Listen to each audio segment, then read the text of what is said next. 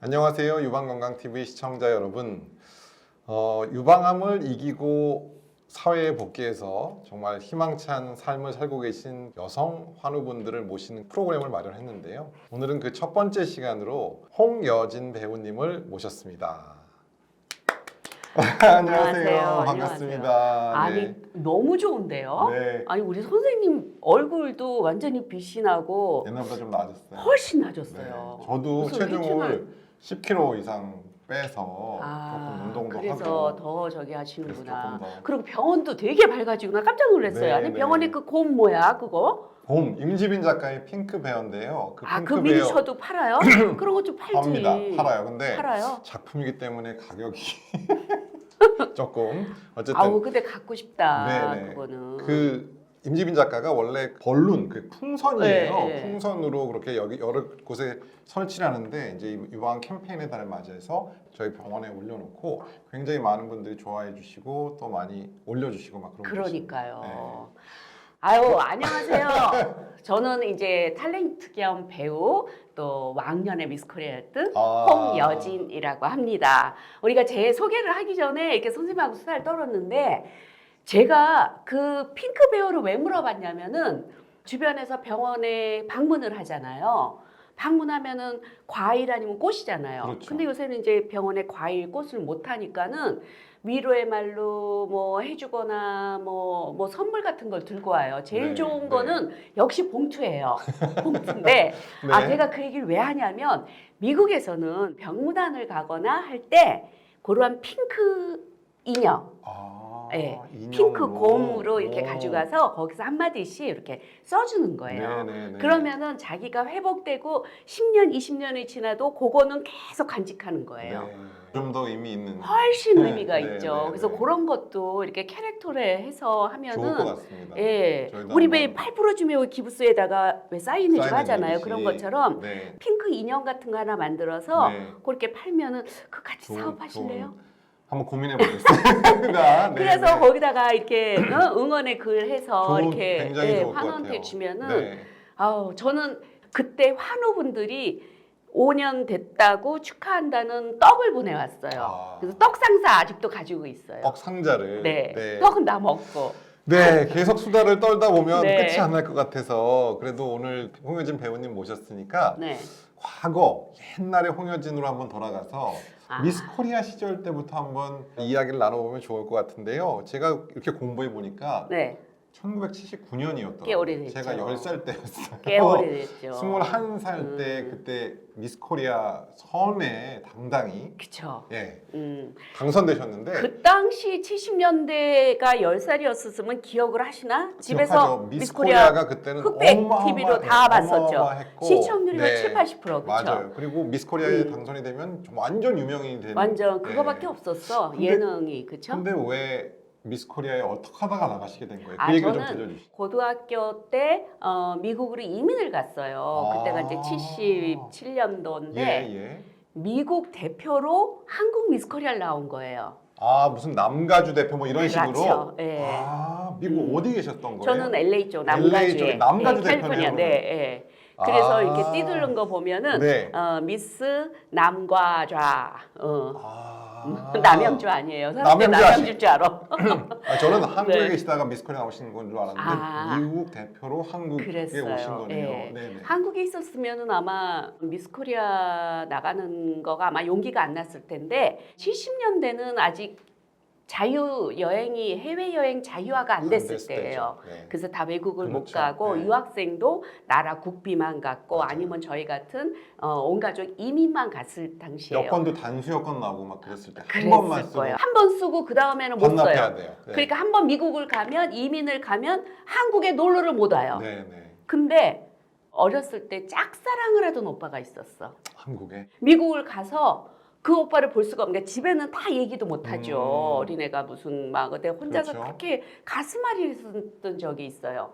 근데 한인타운을 지나가는데 포스터가 미스 코리아 출전을 하는데 부상이 돈이 아니고 부상이 한국을 무조건 갈 수 있는 거야. 나는 여기서만 되면 무조건 한국을 갈 수가 있잖아. 미스 코리아가 목적이 아니라 목적이 아니야. 부상이 한국 가는 거. 목적이었던 그렇죠. 네네. 한국만 가면 돼. 근데 네. 한국을 가려면 1등이 돼야 돼. 네. 한 사람만 그렇죠. 대표로 남가주 가니까. 대표로 가야 돼. 그렇죠. 그래갖고 이걸 어떻게 하나 해서 참가 참가하는 거 신청서를 네. 사진에 붙여서 있잖아요. 그렇죠. 근데 사진을 다 보니까 그만한 거야. 아. 잘하면 이거 괜찮을 것 같아. 네. 어렸을 때 그런 네. 생각을 하고 나는 거기서 부상으로 비행기 티켓이 나오니까. 네. 그래서 일단 신청을 했어요. 수영복도 없지, 드레스도 없지. 그렇죠. 네. 뭐 동네에서 다 빌리고 수영복 빌리고 그렇죠. 해갖고. 머리도 굉장히 신경 써야 되고. 그땐 그런 네. 것도 없어. 미장원도 없었지. 네. 막 한인타운에 뭐 미장원 하나 있는 거 집에서 이렇게 막 아이롱 말아갖고 나가고 해갖고 이제 누군가 개인 집에서 했었어요. 그러셨던 것 같아요. 아니 근데 그때 들어보면. 교포도 얼마 없었어요. 네. 근데 지금 좀 창피한 얘기인데. 경쟁자 몇 명이셨나요? 그렇죠. 궁금하죠. 네. 6명 나왔어요. 6명. 그때 맨 처음에 15명 신청했다가 네네. 6명으로 줄였어. 서류에서 네, 다. 근데 6명에 딱 보니까 이거 잘하면 1등 할 것 같아. 네네. 일단 한국만 나가면 되니까. 그래서 이제 1등이 당선이 됐어요. 되고. 그리고 이제 한국을 나왔네. 근데 한국에 나온다고 해서 또 그게 난 당연히 안 될 줄 진선미가 되는 알았죠. 거는 사실은 어려운 일이죠. 안 될 줄 또 알았죠. 한국에는 그거를 위해서 또 노력하고 있는 친구들도 많았을 엄청 거고. 많았어요. 그거 준비를 오랫동안. 2수, 3수까지 한 사람이 있었어요. 그죠. 예. 5년도부터 해갖고 79년도에까지 나온 친구도 있고 전국이 다 오잖아. 그렇죠. 그리고 다 뭐 옷도 비싼 거 입고 근데 다 그게 입더라고. 몇 회쯤 됐던 건가요? 79년도면? 그때가 우리가 훨씬 전. 1회가 58년이래요. 굉장히 그러니까 오래된. 그때 벌써 20회까지 하고 그때는 60 몇 명 거의 네. 엄청 많았어요. 네. 그래갖고 당연히 안 될 줄 알았는데 제가 좀 이제 키가 제일 작았어요. 아. 작았는데도 좀 당돌했었나 봐. 제가 그때 아마 미스코리아가 안 됐으면 유방암도 안 걸리지 않았을까. 알 수 없지만 그럴 가능성도 그럴 있죠. 것 같아. 뭐, 내가 미래는 미스코리아로 알수 팔자가 없으니까. 꼬인 거 아니에요. 이렇게 네, 남자복도 네. 없어지고. 네. 내가 대단하네요. 떨어졌으면은 그 사람을 쫓아갔을 그래도 텐데. 오빠를 못 만나셨나요? 그 당시에는 진선미 안에 들면은 뭐 제일 많이 갔던 게 국군 위문 공연을 다 돌았어. 하루에 두 탕 세 탕씩 뛰었던 것 같아. 사실 연예인이라는 게 그때는 뭐 미스코리아면 완전 연예인. 없어. 그리고 이제 국군 장명 위문 공연에 이제 미스코리아 그 당시 미스코리아들 꼭 끼게 하고 해서 스케줄이 팍팍 해갖고 연락을 할 수가 없었어요. 그래서 마지막에 이제 막 수소문해서 연락을 하니까 결혼하신다고. 결혼하신다고. 아이고. 하여튼 그런 아픈 과거가 있어요. 그래서 네. 그래서 나는 그럼 왜 나온 거야? 그런데다가 79년대 있던 나라에 무슨 일이 있었는데 나라가 또 뒤집어졌잖아. 맞아요. 그때 막 전쟁 난다는 얘기도 있고 그랬던 시절입니다. 하여튼 참 네. 그랬었어요. 그래서 21살에 미스코리아 되고 실제로 연기를 시작하신 거는 한참 뒤에요. 뒤신 예. 거라고 들었는데 예, 그러면 그 30대 기간 중반. 동안에는 미국에 가셨나요? 네, 그리고 이제 다시 미국 돌아가셨군요. 가서 이제 그 로컬 광고도 찍고 또 직장 생활하고 네. 평범하게 평범한 지냈었어요. 생활을. 네. 네. 근데 어쩌다가 갑자기 그러다가 이제 연기자로. 갑자기 김지미 선생님이라고 네, 아시죠? 네. 예, 김지미 씨가 집안에 이제 먼 친척이세요. 그래서 어렸을 네. 때부터 이모 네, 해갖고 네. 했는데 그분이 미국에 이제 이민 오셔서 그때가 88 올림픽이 막 되면서 여행 자유화가 되면서 한국에서 미국으로 로케이션을 오는 배우분들이 이제 처음으로 영화를 찍어서 나간 거예요. 네. 그때 뭐 깊고 푸른 밤, 깊고 푸른 뭐 밤. 여러분, 뭐 깊고 푸른 무릎과 밤. 무릎 네, 사이 무릎과 막 무릎 사이. 그런 것들이 네. 다 해외 로케예요. 그때 처음 시작이 됐는데 굉장히 센세이션한 거죠. 그쵸? 해외 로케라는 것 예, 자체가. 자체가 처음이었었어요. 네. 그래서 LA로 왔는데 시카고 LA에서 찍는데 거기를 현지 코디가 없잖아. 그렇죠. 그래서 제가 현지 코디를 발렌티어를 한 거예요. 거군요, 도와줘서 뭐 그분들을. 통역도 해주고 네, 네. 뭐 엑스트라 섭외도 하고 뭐 길도 막고 다 했었어요. 네, 네. 근데 길도 막고. 길 막는 게 네, 제일 먼저야. 네. 근데 주인공 했던 여자분이 미국에서 뭐 다른 일이 생겨서 영화를 못 하게 됐어요. 예. 그러니까 주인공이 공속이 났어요. 예. 어떻게 그때 뭐 한국에서 비자가 나와 그렇죠. 뭐가 나와 네. 그때 이제 우리 또래가 시집 가고 뭐 난리도 아니었어. 그때 다 없었을 때야. 20대 네네. 거의 후반 되니까 옛날에는 25 넘으면은 그때까지 시집 안 가고 있으면 노처녀 소리 들었을 테니까요. 그래서 갑자기 촬영 감독님하고 김지민 선생님이 여진아 너 한번 해볼래? 야 그게 가능한가요? 그게? 그때는 가능했어요. 예, 네. 왜 가능했냐면 내가 연기를 못해도 후시라고 성우가 연기를 해서 더빙을 하던 시절이라 나는 우르르 뭐 웃고 네. 울고 그냥 뭐 막 그런 액팅만 하면 됐어. 그러니까 사실 뭐 모든 팀들이 다 와 있는데 딱 주인공 한 명이 모자란 거를 딱 제가 데려올 한 수도 거예요. 없는 상황에서 없는 상황이야. 야. 그런 식으로 됐어요. 근데 어떻게 보면 그래서 그분들 입장에서는 굉장히 다행이었던 거네요. 연기도 한 번도 안 해보고 연기라는 걸 하고 막 대종상까지 하고 한국에서도 막 히트가 쳤었어요. 야, 그게 다시 제목이 그 추억의 추억의 이름으로. 이름으로 예. 그때 김제이. 예, 여주인공 이름이 김제이야. 계속 그 다음부터 미국으로 로케 오는 거에 이제 주조연은 다 미국 현지에서 홍유진 쓰면 된다 해서 한 그렇게 거예요. 해서 계속 그 배우 생활을 계속 배우 생활을 계속 1년에 한두 개씩 하다 보니까는 어머 미국에서 직장 생활을 하는 것보다 이게 좀 돼요. 예. 그래서 그럼 본격적으로 해보자. 네. 영화를 하면은 영화 배우는 수명이 짧을 것 같아. 네. 내가 할머니 없다 하고 오래 하려면은 방송을 진출하고 싶은 거예요. 네, 네, 네.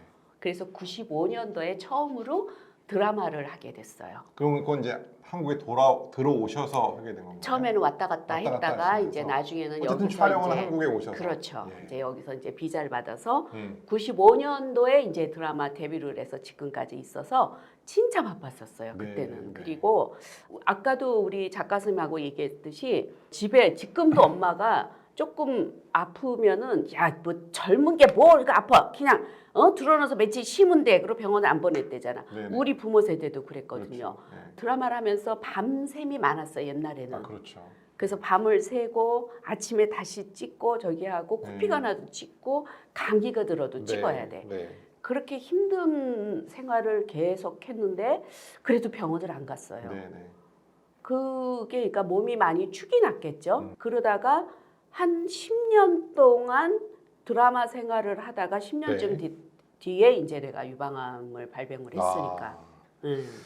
그 결혼도 생활을 결혼은 뭐 그냥 잠시 그때 아까 네, 얘기했잖아. 네, 네. 25 넘으면은 이제 아무도 갈 데 없고 그때 막 28, 29인데 막 주변에서는 너는 재치짜리밖에 없다 네. 막 이런 소리 할 아니 때예요. 30이 안 됐는데도 안 됐는데도. 그때는 그랬구나. 그때 그랬어요. 네. 그래갖고 아유 지금 같으면은 아유 30 애기죠. 네. 그리고 안 가면 어때 그런 네. 생각하는데 그때는 안 가면은 괜히 나고자 큰일 날 되는 것 것처럼. 같고 그래서 그냥 아무나 잡아서 결혼했지 뭐. 결혼하면 배우가 되신 다음에 일인가요? 네, 그게? 결혼하고 나서요. 네. 네.